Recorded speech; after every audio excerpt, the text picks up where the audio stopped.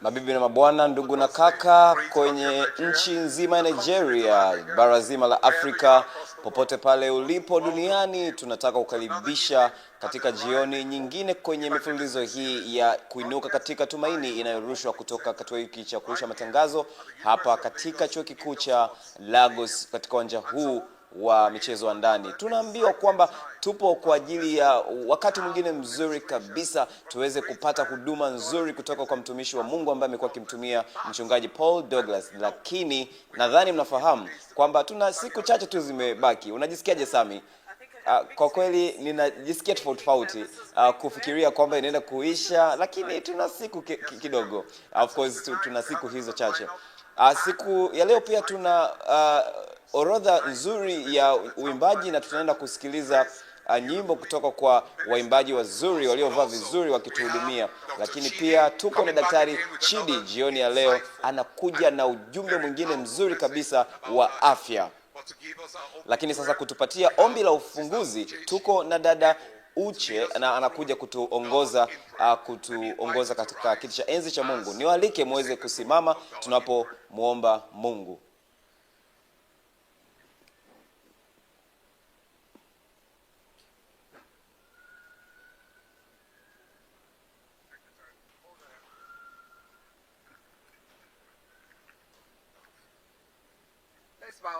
Tuinamishe vichwa vyetu tuombe.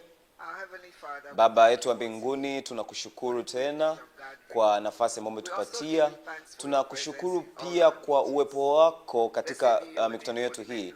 Jina lako libarikiwe kwa miujiza mingi na kwa roho ambazo zimejitoa kwako. Tuna mleta kila mmoja ambaye amekuja kusikia sauti ya mtumishi wako mchungaji Paul Douglas hapa kwenye kituo kinachoshusha matangazo na katika kila kituo kinachopokea matangazo. Mzungumza kupitia mtumishi wako kwamba wale ambao wameshikwa na mapepo waweze kuachiliwa, na wale ambao katika kufanya maamuzi wafanye maamuzi, wale ambao wanasubiri ujio wetu wa Yesu Kristo. Mwisho wa vipindi vyetu jioni ya leo, Mungu Mwenyezi, kuwa pamoja nasi na utukufu uweze kuwa kwako na baraka ziwe kwetu. Tunaomba kwa jina kuu la Yesu Kristo, amina.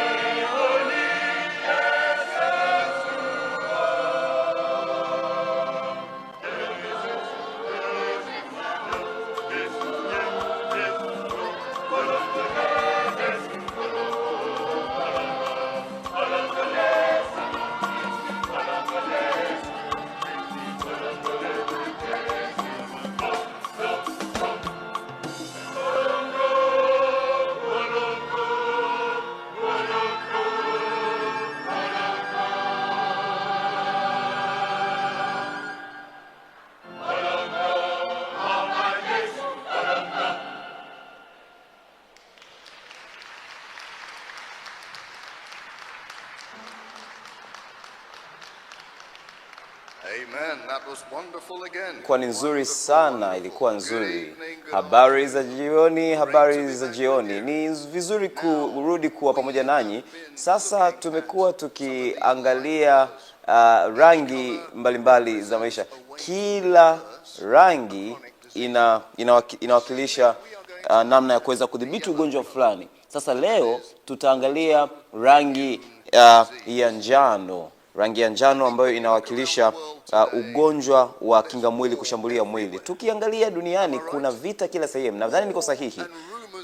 Vita na matetesi ya vita kila sehemu, na kwa kweli ni changamoto kubwa sana. Hata mtu akifariki, hata mmoja akifariki kwenye vita. Sasa nitawaambia kitu fulani. Changamoto kubwa zaidi ni pale ambapo ukipata kitu kinachoitwa moto wa kirafiki. Sasa unaweza ukapataje moto wa kirafiki? Hii ni pale ambapo badala ya kuuliwa na adui wako, unauliwa na wale walio kwenye timu yako. Mara nyingi wa Marekani wanaposhambulia Ulaya. Sasa moto wa kirafiki ni pale ambapo unashambuliwa na timu yako. Sasa hiyo ni sawasawa na kile ambacho kinaendelea kwenye miili yetu. Tunapata hii mioto ya kirafiki yetu wenyewe, na hiyo ndicho ambacho ugonjwa huu wa kinga mwili kushambulia mwili unafanya. Tuangalie sasa, tuna namna nzuri kabisa ya kujilinda ya kuasili ambayo inalinda kila kitu kinachoshambulia mwili, kama bakteria, kama virusi. Kwa kweli tuna seli nzuri hizi ambazo zinazunguka kwenye mwili kuangalia changamoto mbalimbali. Wanaangalia virusi, vinaangalia kansa, vinaangalia bakteria. Kwa hiyo ni kama jeshi letu ndani ya mwili. Sasa vina makao makuu kila sehemu ya mwili wetu, kwenye sehemu za lymph mbalimbali, kwenye koo zetu, hata kwenye mikono. Na ikiwepo kirusi, ikiwepo bakteria, basi kinga mwili inazalishwa na inaenda kwenye bakteria, inaivunja kabisa. Sasa hiyo ni ujumbe pia hata kwa kansa.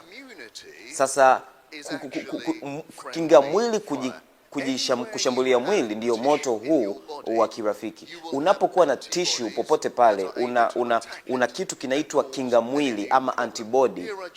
Sasa hapa tunaona magonjwa zaidi ya 100 ambayo yanasababishwa na hiki kitu. Unaweza ukawa na ugonjwa wa tezi ya shingo, ukawa na ugonjwa wa baridi yabisi ya viungo, ukawa na ugonjwa wa mishipa ya fahamu.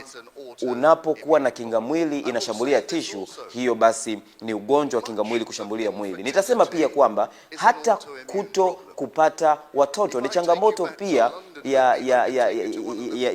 ya kinga mwili kujishambulia mwili. Hata nikikupeleka London pale, kuna mtaalamu huyu wa masuala ya kuto kupata mtoto, anachaji paundi 25, lakini leo hii nachokuambia ni kitu bure kabisa. Unaweza ukaanza kupata watoto kama unaweza ukashinda ugonjwa huu wa kinga mwili kushambulia mwili. Hem, tuangalie zaidi. Nitawaambia kitu fulani.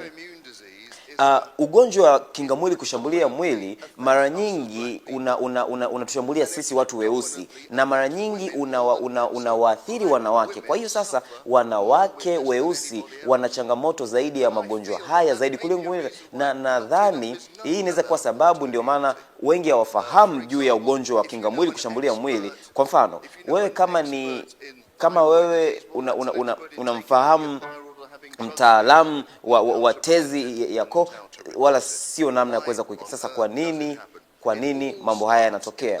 Inaanza kwenye haya yote yanaanza kwenye utumbo. Sasa mama alitupatia maziwa, kuna kitu kinaitwa utumbo uliotoboka. Sasa utumbo wetu una layer fulani kwa juu, umefunikwa na layer ambayo inazuia vitu kuingia ndani, na hiyo layer inaruhusu vitu fulani tunavyovitaka kuingia. Sasa kama una changamoto fulani au unachukua madawa ya kulevya, lakini pia kama hata hali ya hewa ikiwa haiko sawa sawa, hiyo inasababisha kuwepo na matundu haya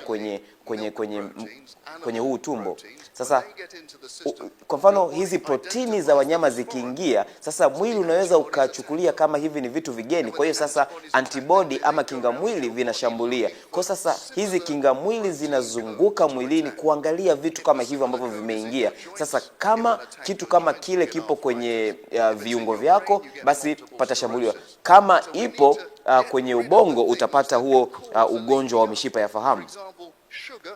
Sasa kwa mfano sukari inasababisha hata kutoboka kwa utumbo huu. Sasa kwa kweli, sasa vitu vingine ambavyo tunatakiwa ufanye, hii wala sio kitu kikubwa kile ambacho tunatakiwa kufanya kuweza kupambana na ugonjwa wa kingamwili kushambulia mwili. Tunafahamu kwamba watu ambao wanapata jua, wanapata vitamin D, hiyo vitamin D inafanya kitu ambacho dawa zingine haziwezi kufanya. Vitamin D inaiongeza kingamwili na inaitoa ile kingamwili mbaya mwilini. Hakuna dawa inaweza kufanya hivyo. Sasa msongo wa mawazo unaweza kufanya ugonjwa wa kingamwili kushambulia kuwa mbaya zaidi. Tulizungumza juu ya hilo. Tulijifunza namna gani ya kuweza kupambana na msongo wa mawazo. Nikizungumzia chakula, nitaendelea kusisitiza tutumie chakula ambacho ni cha mimea. Hicho ndicho ambacho tunatakiwa kufanya. Sasa kile ambacho naenda kukizungumzia tukionana tena ni namna ya kuweza kukuponya na kupata afya na kupata tumaini kwa Afrika. Nataka uhakikishe kwamba upo hapa, kwa sababu kama ukifanya hivyo, kama ukija, sio tu kwamba utakuwa ukiinuka katika afya, sio tu kwamba utakuwa ukiinuka katika uponyaji, lakini utakuwa ukiinuka katika tumaini. Kuwa na jioni njema.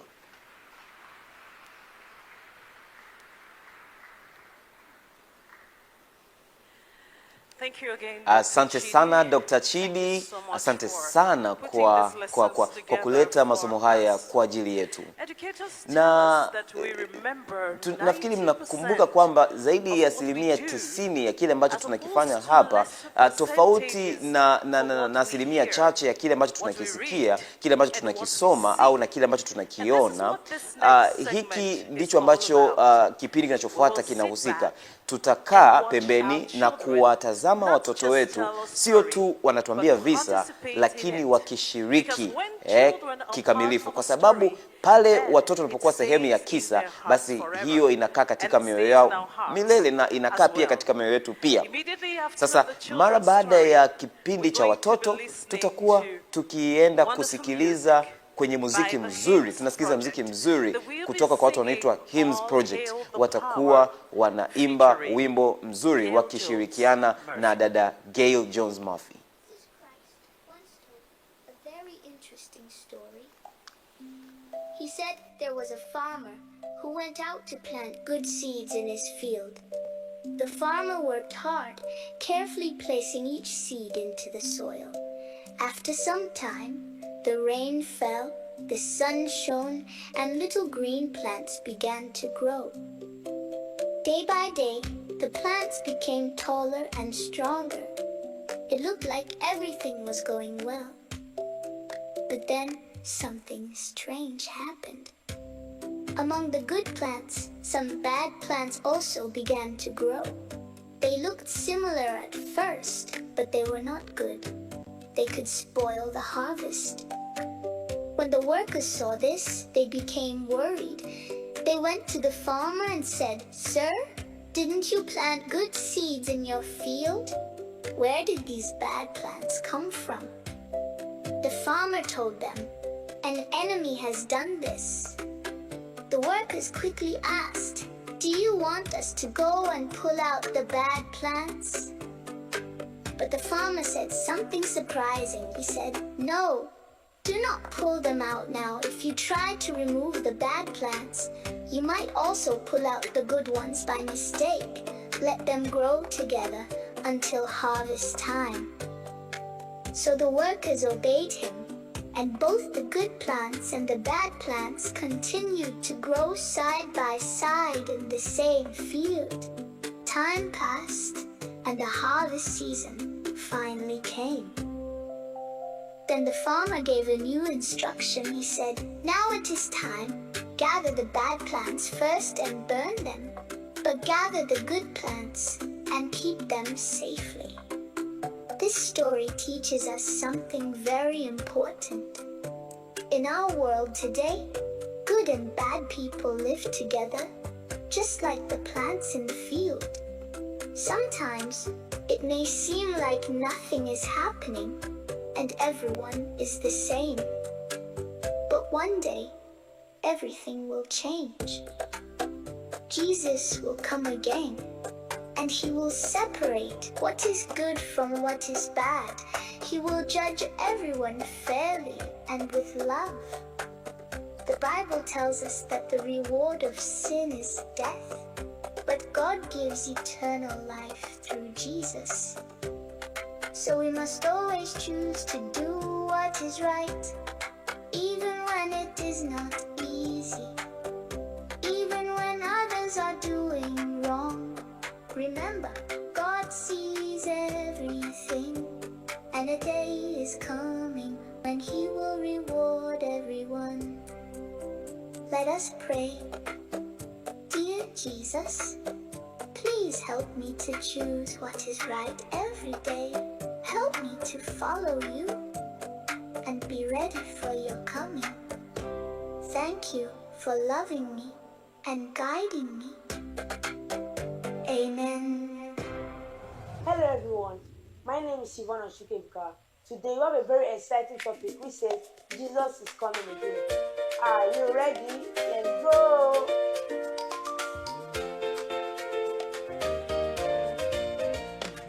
Sooner, very soon, we are going to see the King. Sooner, very soon, we are going to see the King. Sooner, very soon, we are going to see the King. Hallelujah, hallelujah, we are going to see the King.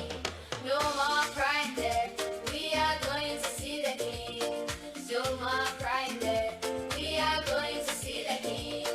No more crying there, we are going to see the King. Hallelujah, hallelujah, we are going to see the King. Today's experiment is titled Hidden Message Appears. Even if we cannot see Jesus now, he will surely appear. For this experiment, we'll be needing a blank paper, some lemon juice, my finger, and a heat source. And for the heat source, we'll be using the sun. I'm going to take some lemon juice and write a message on the blank paper.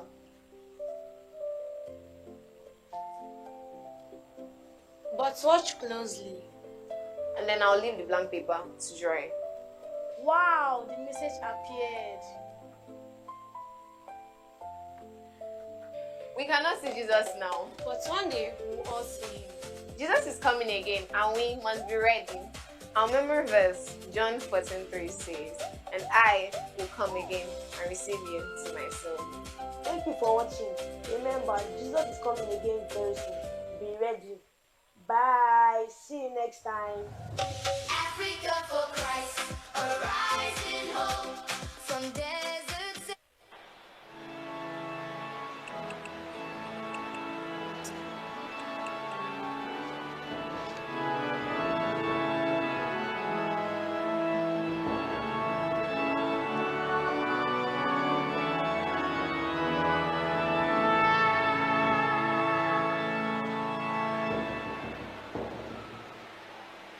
Amen.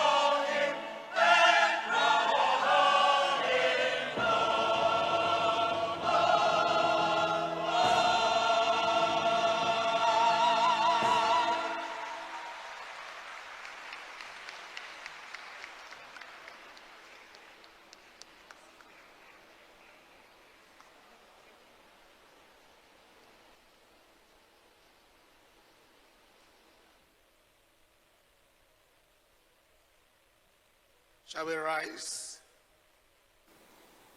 It's time to intercede. Ni wakati wa maombi.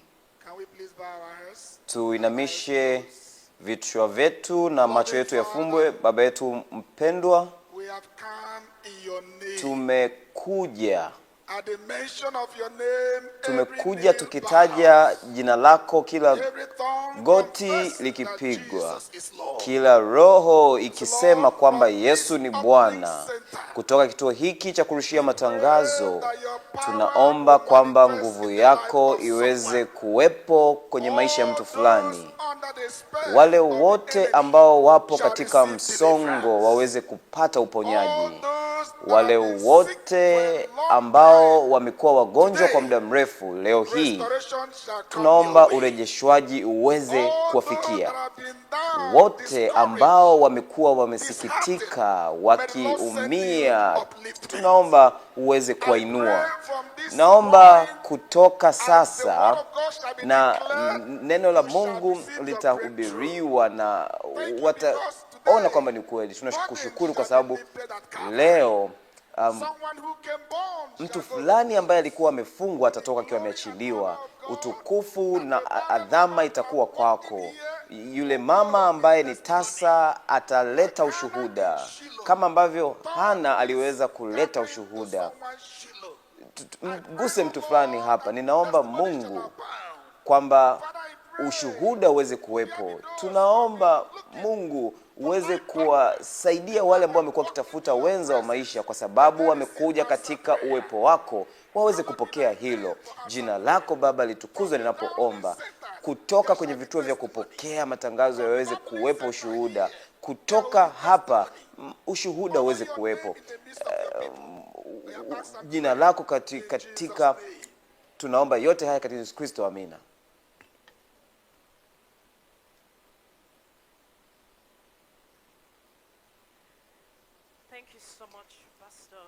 Asante sana mchungaji kwa ombi hilo. Ni wakati kwa ajili ya kusikiliza kutoka kwa wale ambao wanatufuatilia. Ninaanza na ushuhuda wa namna ambavyo Mungu ameingilia katika kituo kinachopokea matangazo sehemu fulani. Kwa ufupi sana, kile ambacho kimetokea kwamba kituo hiki kinategemea umeme wa jamii, na walikuwa wanategemea kwamba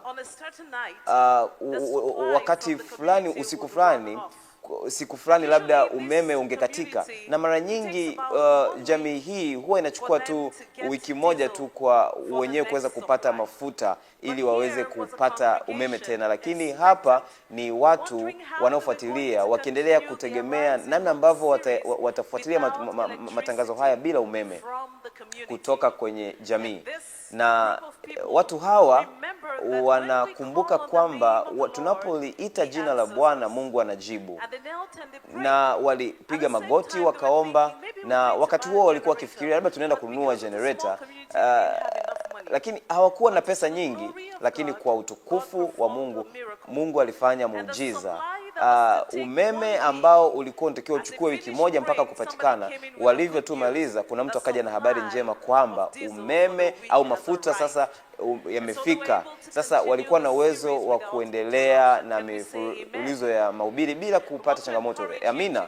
Nataka niwatie moyo kwamba muendelee kutuma visa vyenu mbalimbali na shuhuda zenu mbalimbali. Tunataka kuwatambua na tunataka kupata jumbe kutoka Nigeria kwenye conference mojawapo. Hapa tulikuwa na 143 batizo ambazo zimefanyika huko. Tunamshukuru Mungu kwa mavuno haya, na tunataka pia kutambua kazi ya taasisi pale Tanzania, kutoka pale Mudespach Memorial. Tuna wafuatiliaji wanaofuatilia kila jioni, na tunataka tu kumshukuru Pastor Gama ambaye ni mchungaji wa shule katika taasisi hii. Mungu akubariki sana mchungaji, na bado ni fursa kwa kushukuru wachungaji wote kwenye taasisi mbalimbali ambao wanafanya kila linalowezekana kuhakikisha kwamba ujumbe huu unaenda mbele. Nataka pia kutambua Chaplain Oladusu, nataka pia kumtambua Chaplain Ndibwa tunakushukuru kwa kile ambacho unakifanya, na machaplain wote Nigeria na Afrika, Mungu awabariki sana. Tutakuja na habari zaidi kesho, lakini kwa wakati huu tunasimama kidogo na tunampatia nafasi Gail Jones Murphy akitukumbusha juu ya tumaini lenye baraka katika wimbo unaoitwa Yesu anarejea hivi karibuni. Kama unafahamu wimbo huu, nataka uimbe pamoja nami. Iko sawa sawa hiyo?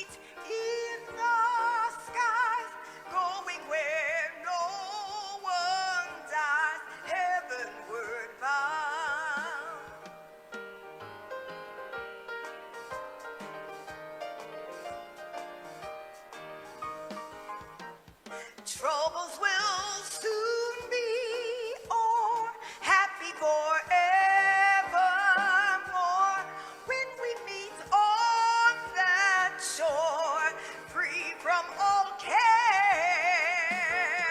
rising up in the sky, telling this world goodbye. Homeward we then will fly, glory to share. Jesus is coming soon, morning or night or noon. Many will meet their doom. Trumpets will sound. God of the dead will rise. Righteous meet in the skies, going where no one dies, heavenward bound. Jesus is coming soon, morning or night or noon. Many will seal their doom. Trumpets will sound. All of the dead will rise. Righteous meet in the skies, going where no one dies, heavenward bound. Going where no one dies, heavenward bound.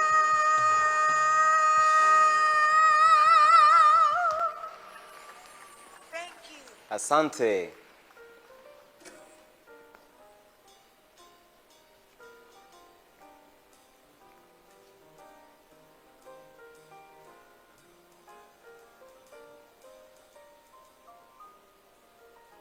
Hallelujah.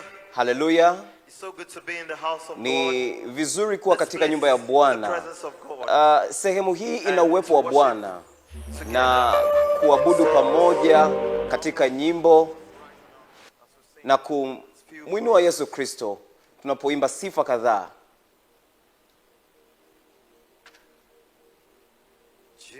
Jehovah, idebube, nebaino. Jehovah, idebube. Jehovah, idebube, nebemno. Jehovah.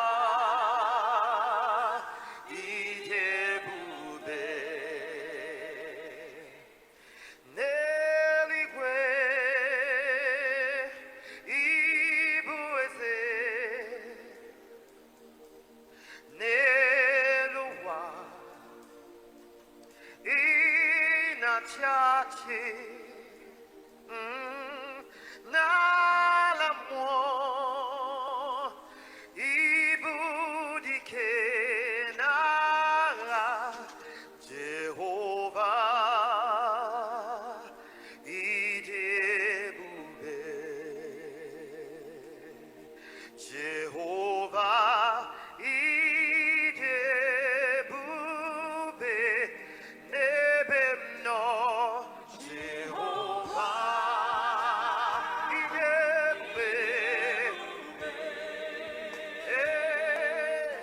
Jehovah idebube nebano Jehovah idebube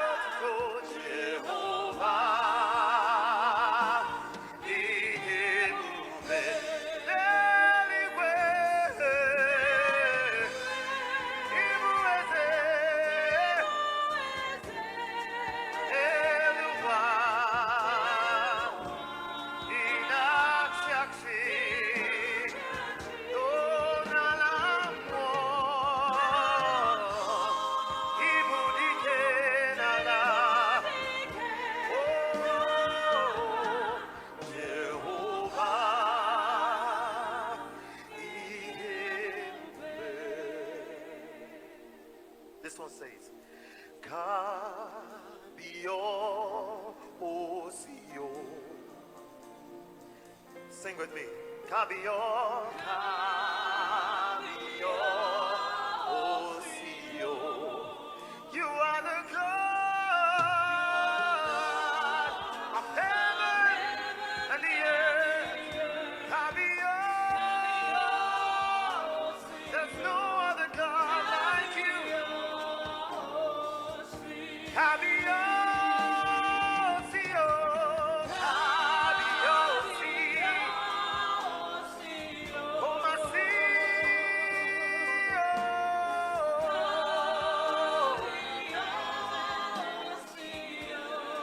you are the God of heaven and the earth. Kabio, Sio, Kabio, Sio. Sing Kabio, Sio, Kabio, Sio, Kabio, Kabio, Sio, Kabio,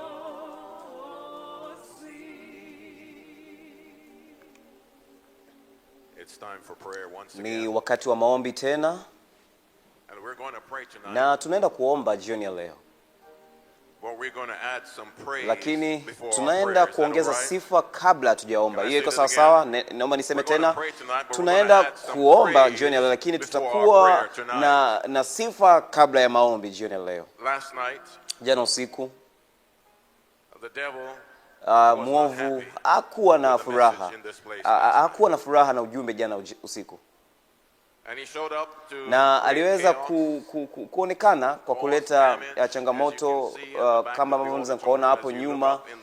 Kuna changamoto kidogo or imetokea, even to take na akijaribu kuchukua hata maisha. But I want to declare to you that the Lakini devil nataka is a niseme defeated waziwazi foe. kwamba say mwovu that ameshindwa. again? The Naomba devil is niseme a hiyo tena, defeated foe. shetani ameshindwa, And our God is na Mungu greater wetu ni Mungu any mkuu, devil. kwamba The mwovu devil is full of yoyote, weapons.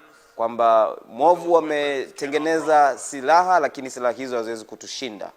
And as part of our praise, Na ikiwa sehemu ya sifa zetu, nataka to hear a testimony nataka nisikie shuhuda what happened kutoka here kwa last kile ambacho kimetokea jana, night. After we've heard na tukishasikia testimony from these ushuhuda men kutoka in kwa my watu life, hawa wawili ambao wapo hapa na mimi, tutaenda kuimba wimbo pamoja. All hail Jesus' name. nguvu ya jina la Yesu Kristo. Tutaimba wimbo mara baada ya shuhuda hizi. Kaka, nataka utuambie kile ambacho ulikiona. Tell us what you saw last Tuambie kile ambacho ulikiona jana usiku.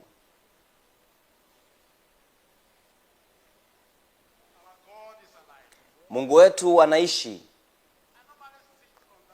Mara nyingi huwa nakaa kwenye kiti pale wakati huduma inaendelea. Lakini jana sijui nini kilitokea. Sikuwepo hapa mara nyingi. Sasa kabla programu haijaisha,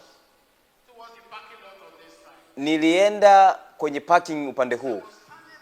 Nilipokuwa nimesimama pale, kwa kweli upepo mkali ukaja. Niliona umetoka upande huu, na upepo huo ukaongezeka. Sikujua kama Nigeria tuna tornado, lakini ilianza kuwa kama tornado, upepo mkubwa. Nilipokuwa nimesimama pale, upepo ukaja, na ghafla nikaangalia juu. Na hata ukiangalia pale juu, ukiangalia juu pale kwenye paa imetolewa,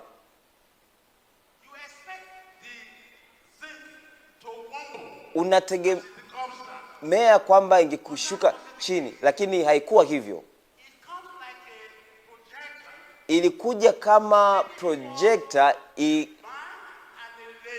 ikielekea na ukielekea upande fulani huku.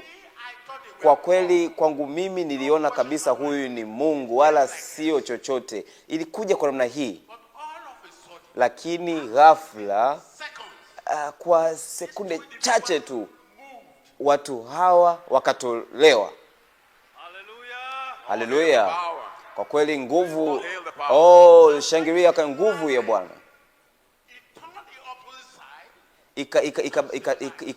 Ikawa juu na chini, na baadaye tena upepo ukaja. Kwa kweli macho yangu yalikuwa yana mchanga, nilikuwa naogopa. Nikaona watu wakiwa wanakimbia kuelekea kwenye geti, wakiwa wamepaza sauti. Nikamwambia hebu msikimbie, kwa sababu kuna vitu vinatoka. Sasa mtu mmoja akasema kwamba wakati huo njoo msimame hapa katikati, na hapo ndipo ambapo nilisema kwamba nilipokuwa ninaenda utaona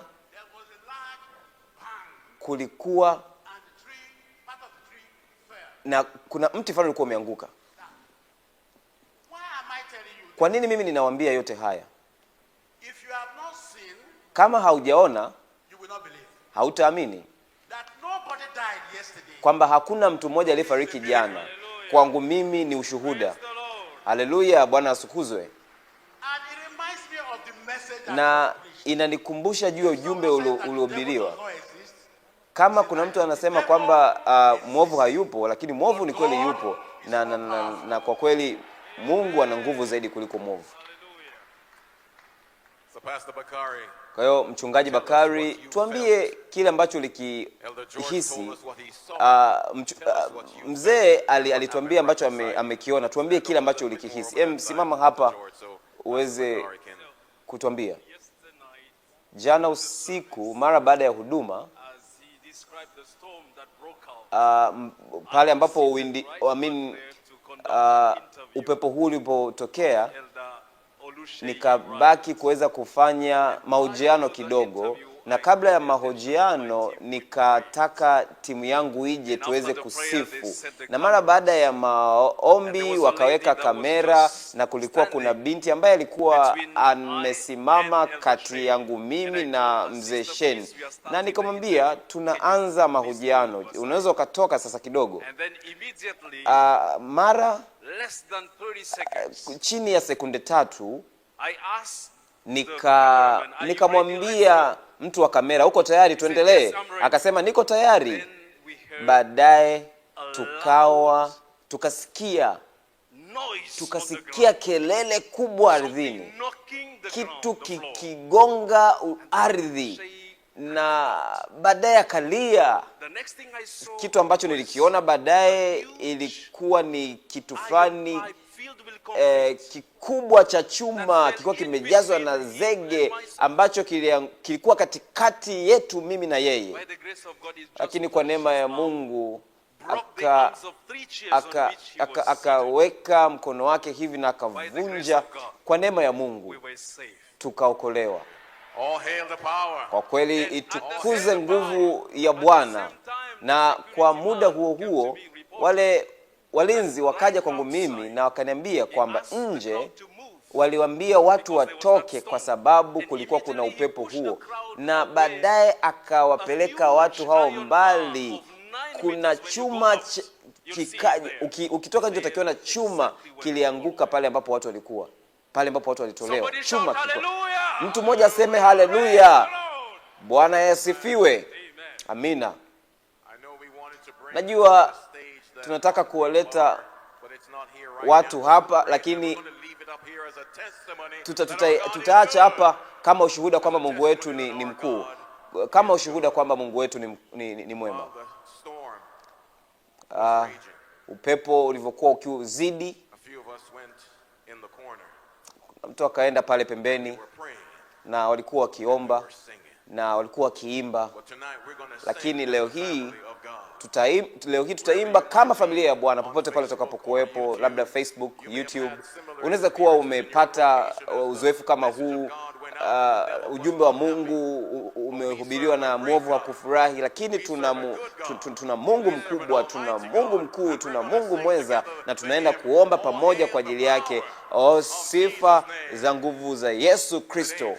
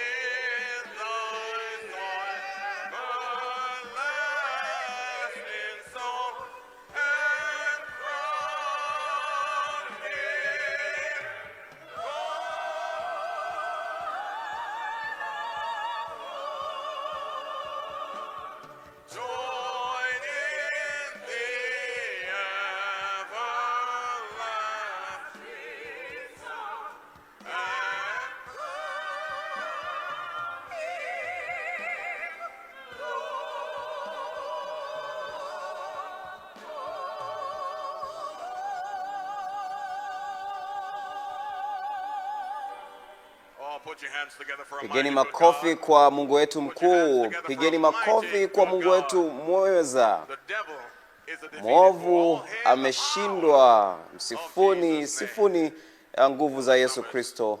Pray that same Mzee prayer wetu, tunaomba uweze kuomba ombi lile ambalo uliliomba caused the winds. uliliomba jana na kusababisha upepo kusimama. Baba yangu, nipo hapa, nimesimama. I'm about, Lord, to have a little talk with my Heavenly Father. Napozungumza na wewe I Mungu, cannot talk to you, God, if Satan is anywhere around in this auditorium. So I'm asking you, Lord Father, ninakuomba that Bwana, you serve him an eviction notice. Remove him from this building so that we can have a father and son talk together. And Lord, I ask of you that after you have removed him from this building, baada ya kumtoa muovu, is evil angel any assignment towards this preacher that you can cancel it with your blood. If he has given his evil angels any assignment towards anyone, any of our pastors, cancel it with your blood. If he has given his evil angels any assignment towards anyone seated here tonight, cancel it with your blood. Then, Father, Baba, you have reminded us last night, umetukumbusha jana usiku God, kwamba wewe ni Mungu ambaye una nguvu juu ya yote, kwamba umetukumbusha jana usiku kwamba wewe ni Mungu ambaye ulizungumza kwamba na upepo ukakoma, upepo ambao hauna masikio lakini unapozungumza unakutii. Lord, tonight, Bwana, jioni ya leo in the name of Jesus, katika jina la Yesu tunakuomba Mungu kwamba utaleta malaika waje na mapanga kuweza kulinda eneo hili. Utaleta malaika ili kwamba programu hii jioni ya leo iweze kwenda vizuri. mighty God, Mungu Mwenyezi, might be individuals here kuna watu hapa inawezekana ambao wameushikiliwa, ambao wameshikiliwa na mwovu, lakini jioni ya leo Mungu Mwenyezi, wewe ni mvunja minyororo. that you cannot break. Hakuna mnyororo ambao hauwezi kuuvunja, wala hakuna mlima ambao hauwezi kuutoa. Sasa jioni ya leo kwa jina la Yesu, kama kuna mtu ambaye yupo hapa jioni ya leo ambao wana mapepo, tunaomba Mungu kwamba uweze kuwaweka huru jioni ya leo katika jina la Yesu Kristo. Jioni ya leo kuwepo eneo hili jioni hii, uwepo kutoka sehemu moja na kwa sehemu nyingine, kutoka kwenye moyo kwenda kwa moyo mwingine, waweke watu huru. Mungu Mwenyezi. Baba, I ask of you right now, ninakuomba sasa, because in my spirit, kwa sababu katika ulimwengu wa roho mwovu hakuja hapa katika kituo hiki cha kurushia matangazo, lakini anaenda pia pale kwenye vituo vya kupokea matangazo. Na kuomba sasa kwamba umlete malaika. Tunaomba kwamba uweze kuwatoa, ulete malaika mwongozi aweze kuwepo hapo, Mikaeli, ili mwovu asiweze kuifanya huduma isiende vizuri kwenye vituo. Mtu fulani ambaye anahitaji kusema kwamba naenda kwa Yesu, najiweka kwako, kwamba najitoa kwako, ninaomba jioni ya leo kwamba uweze kuwaongoa, uweze kuwaruhusu, uweze kutoa maisha kwako bila kuwa na changamoto yote ile ya mwovu. Mungu, tunakushukuru. thank you. Nakushukuru Because right now, kwa sababu sasa kuna mtu ameongolewa, kuna mtu amefunguliwa, kuna mtu ameachiliwa, minyororo imevunjwa, jina la Bwana litatukuzwa. Baba, ninaomba kwamba utafanya kazi yako hapa Lagos. Ninaomba kwamba utakuwepo katika kituo hiki, utakuwepo Lagos, kwamba uokovu ujulikane kwamba umekuja Lagos. Mungu, nakushukuru. Nakushukuru kwa kunisikiliza. Nakushukuru kwa kujibu, katika jina la Baba, la Mwana na la Roho Mtakatifu. Seme amina.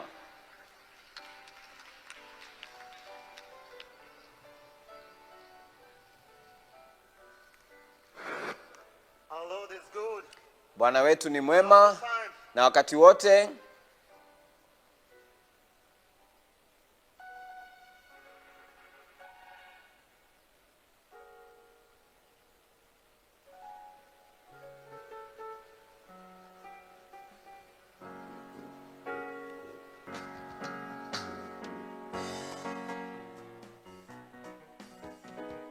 On our feet, everybody, let's praise God. My God is so big, and there's none like him. Let's say, Olúwa ẹ tóbi, ẹ tóbi o, ẹ tóbi. Ha! Olúwa ẹ tóbi, ẹ tóbi o, ẹ tóbi. Kò sẹ́ni. Ẹ tóbi bàbá, kò sẹ́ni. Ẹ tóbi o, Olúwa. Olúwa ẹ tóbi o, ẹ mà tóbi. Olúwa ẹ tóbi o, you are so big. Say, hey, kò sẹ́ni tá lè fi ṣàkàwé rẹ̀. Ẹ tóbi bàbá, kò sẹ́ni ṣàkàwé rẹ̀. Ẹ tóbi o, Olúwa. Say this one. Come and see the Lord is good. Come and see the Lord is good. There is nothing he cannot do. Come and see my God is good. Come and see the Lord. Come and see the Lord. There is nothing that he cannot do. Yeah. Come and see the Lord is good. He gave you victory, and he gave you peace of mind. There is nothing that he cannot do. Come and see my Lord is good. Come and see the Lord. Come and see the Lord. There is nothing he cannot do. Come and see oh. Sing one more time. Come and see the Lord. Come and see my God. There is nothing he cannot do. Oh, come and see the Lord is good.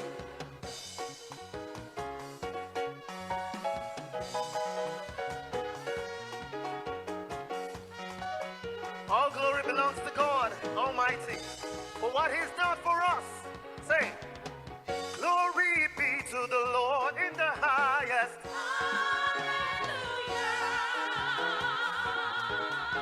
Oh, he's so good, and he's won so many battles for you.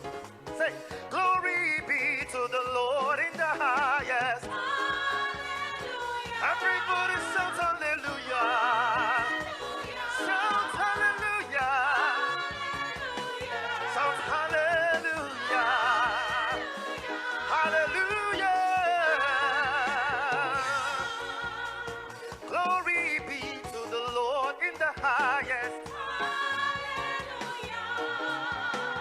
Glory be to the Lord in the highest. Everybody shout hallelujah.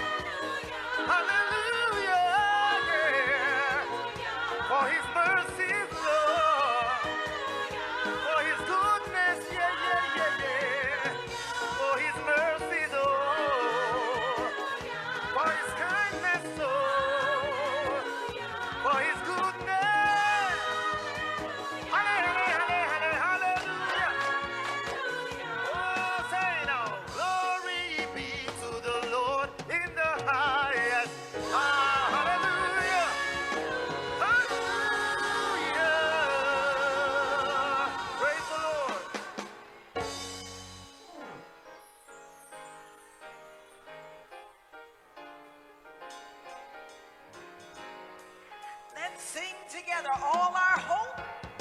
All our hope is in you. All our hope. All our hope is in you. God is our rock on which we stand. All our hope is in you.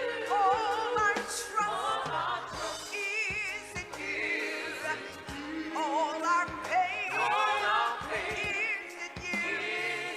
Someday our troubles will end. Jesus is coming again to take us home with him. All our hope is in you. All our hope is in you. All our hope is in you. God is our rock on which we stand. All our hope is in you. All our trust is in you. All our faith is in you. Someday our troubles will end. Jesus is coming again to take us home. To take us home with him. All our hope is in you. To take us home. To take us home with him. All our hope is in you. To take us home.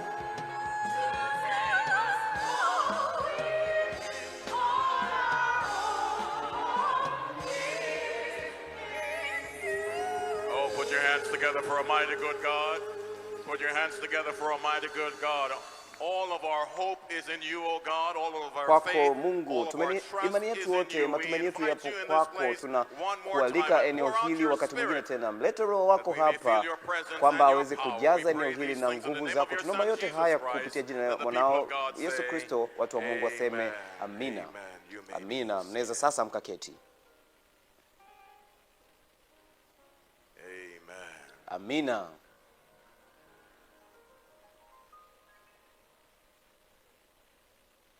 You know, there's sometimes Najua kuna wakati when you're part of a church service, unapokuwa sehemu ya huduma ya Sister Gail, all kanisa, you can do is just say, dada Gail, kile ambacho unaweza kufanya ni kushangaa tu na when you kusema feel the presence of God's unapohisi Spirit in the place, uwepo what do you wa say? Roho wa Bwana eneo fulani, unasemaje? Truly, Kwa kweli has been an experience imekuwa tonight. ni uzoefu jioni ya leo, And I was here last night, na nilikuwepo hapa pia jana usiku, and I saw na a niliona defeated devil. nilimwona mwovu I aliyeshindwa, saw a defeated foe. nilimwona mwovu I saw aliyeshindwa, a defeated foe. nilimwona yule mwovu aliyeshindwa. tonight, Kwa hiyo jioni ya leo We're going to talk about tutaenda second kuzungumzia coming. ujio By the way, wa good mara ya evening, pili. Lagos. Habari za jioni Good evening, Lagos. Lagos, Habari and za good jioni evening from Lagos. Lagos. Habari za jioni pia kutoka There's Lagos. a mighty spirit in this place, Kuna- and I trust Kuna roho yenye You're nguvu feeling jioni ya it leo, where na you ninaamini are. kwamba unaihisi popote pale ulipo right now. muda huu.